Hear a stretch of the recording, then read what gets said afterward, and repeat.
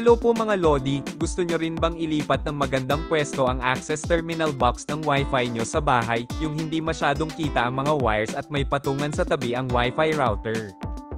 Ganito lang po ang gawin nyo, buksan ang cover ng access terminal box, tanggalin ang pako o tornilyo sa gitna, at dahan-daang iagat ang double-sided tape na nasa likod nito.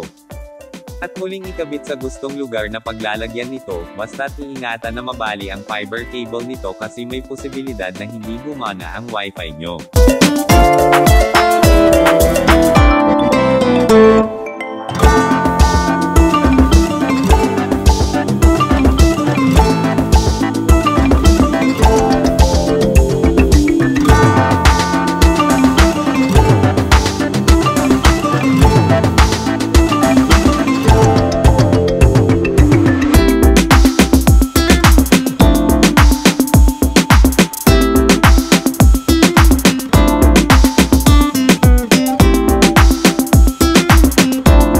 At sunod na gawin ang mapagpapatungan ng router. Kung walang mesa mapatungan ay pwede namang gumawa ng shelf na nakamounted sa wall. Meron akong lumang shelf na dating naka-install sa kusina namin at pwede pang pakanabangan ito. At bago ko ikabit ay pipinturahan ko muna para magmukhang bago. May 7 taon na mula nang ginawa ko ang shelf na ito doon sa dating bahay namin.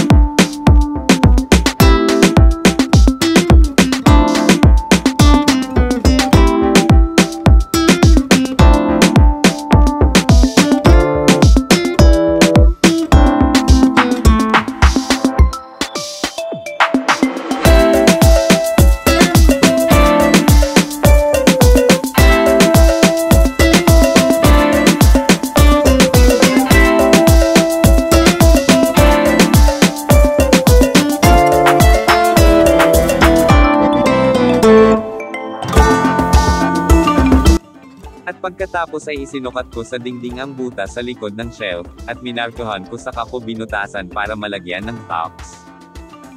At itinernilyo ko sa wall ang shelf ng 2 wood text screw.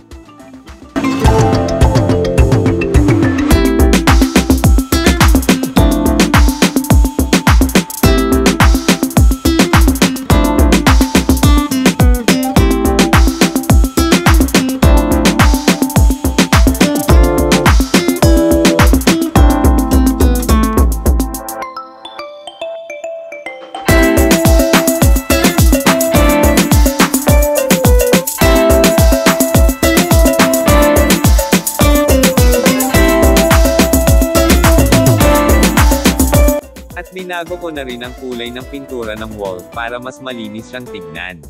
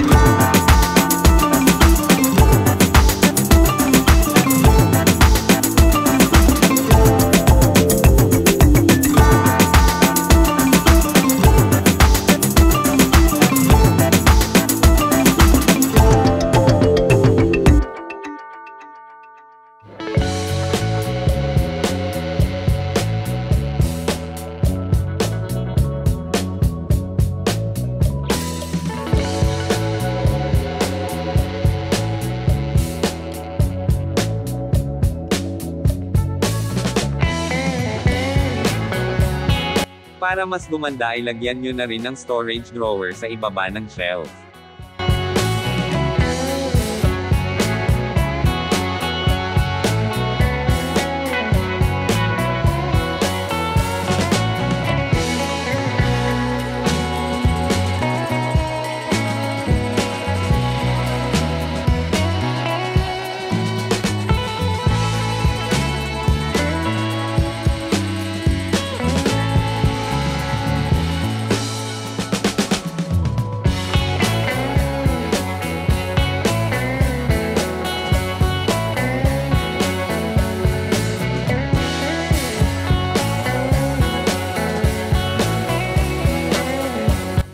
Ayan, di ba mas maganda po at safe ang Wi-Fi router mo?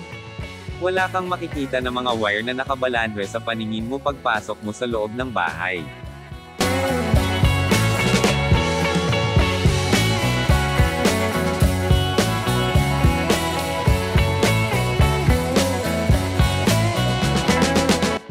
Sana po ay naibigan nyo ang content ko. Hanggang sa muli pong pagkikita, maraming salamat po.